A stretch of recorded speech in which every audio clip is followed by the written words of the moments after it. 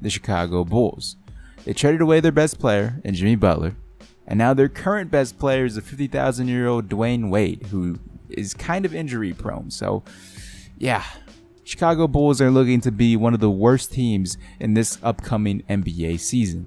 The fan base seems to really want Gar Forman and John Paxson to be fired from the front office, but hey, on the positive side, the Bulls will probably be the biggest winners of the 2018 NBA Draft Lottery. Probably, depending, because usually one or two teams that are projected to be one of the worst teams in the league the prior season usually kind of overperform.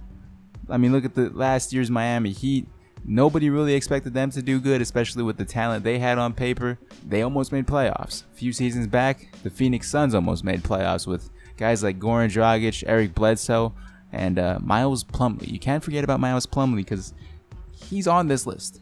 When you trade away your best player and don't even put the effort in to have a decent starting five like some other teams like the Indiana Pacers, it screams biggest losers, but the biggest winners in rebuilding. Moving on, let's talk about the Atlanta Hawks. They traded away Dwight Howard for essentially a bag of potato chips. Those are the internet words, not mine. I actually think Marco Bellinelli is super underrated as an NBA player. But if you trade Dwight Howard for Marco Bellinelli, that's not really a good trade unless you're dumping cap. You're also getting Miles Plumlee's ridiculous contract as well for the value he does not put up.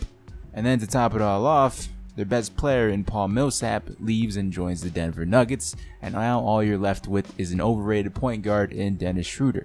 When he first came into the league, people were comparing him to Rondo, but this man is not like Rondo at all. He's not looking to stat pad, he's looking to shoot the basketball. And he's not great at it, he's just okay. And now with the entire team gone, he's going to be needing to shoot the basketball more, so his dream is probably fulfilled. He gets to shoot more. On the positives, he's still young, so he could improve. But the Atlanta Hawks are definitely not improving this year, and their playoff streak is most likely coming to an halt. Unless they're the team that is the Miami Heat of last year, where they're so close to making the playoffs as an 8th seed. And they might, considering the East is super weak, but I don't have the Atlanta Hawks being in the playoffs at all. Nowhere near close. The good thing is they have a good coach in Coach Bud, so maybe he could, prove that he could take a non-talented team and make them win a whole lot more games than they're actually expected to. I could see that happening. But at the same time, I also see them being one of the worst teams in the league. Next up, we have the Orlando Magic. Man, a whole lot of Eastern Conference teams. I'll make sure the last one's the Western Conference, but the Magic didn't do anything in free agency at all. Well, they did, but none of it really made sense. I mean, they got back Aaron Aflalo for some odd reason. They signed Jonathan Simmons, and then even though if you have DJ Augustine for like a 3 to 4 year deal, you sign another backup point guard in Shelvin Mack. I don't understand that. But hey, on the positive sides, you didn't overpay to keep Jeff Green, so that's a solid. And my favorite pickup from them in the free agency was Mo Spates, but I don't think Mo Spates is gonna have a huge impact and make this team better than what it was last year. Honestly, I see this team being exactly where it was last year. Maybe like a 30-game win record, maybe more if they're lucky.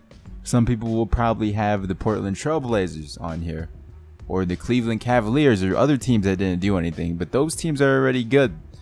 They're not trying to really improve compared to a team like the Orlando Magic, where it just seems like year after year they're this mediocre team that isn't doing anything.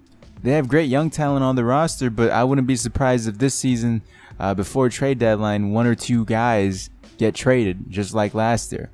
I want to see the Magic succeed, but it doesn't look like they will be this season. They'll be probably around the same area as they were last year. Lastly, let's talk about a Western Conference team and talk about the Memphis Grizzlies. In the Western Conference, a lot of teams got better. I mean, the Timberwolves, they got Jimmy Butler. The Oklahoma City Thunder, they got Paul George. The Houston Rockets, who are already a top 3 seed in the Western Conference, got arguably one of the best point guards in the league right now, Chris Paul.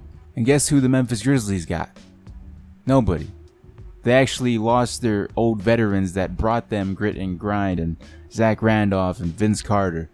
And apparently Tony Allen too. He's still a free agent. Who knows if they're going to be signing him back.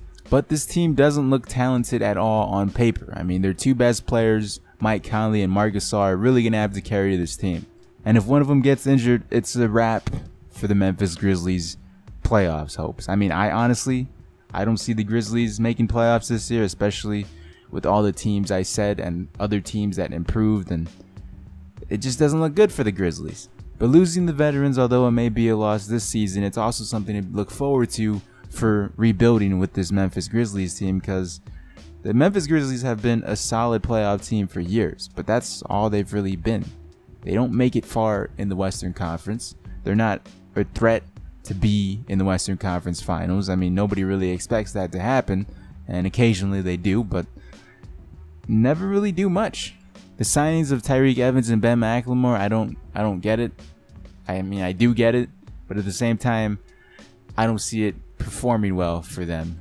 Luckily, they got them on cheap deals and they didn't overpay anybody like they did Chandler Parsons last year. So who knows, maybe this is Chandler Parsons' resurgence and he could be that Chandler Parsons of old with the Houston Rockets and lead this team to the playoffs, which I highly doubt considering he never is available during playoffs. Just like an absent father, he's never there for his kid's birthday party, unfortunately. So with that said, those are the 4 biggest losers in my opinion. Let me know what other teams that could be on this list or should be on this list in the comment section below, and check out some of the other videos related to this video. Like the video if you enjoyed, and follow me on Twitter at NViewers to keep up to date with me. I'll talk to you guys in the next one, which it won't be a week from now.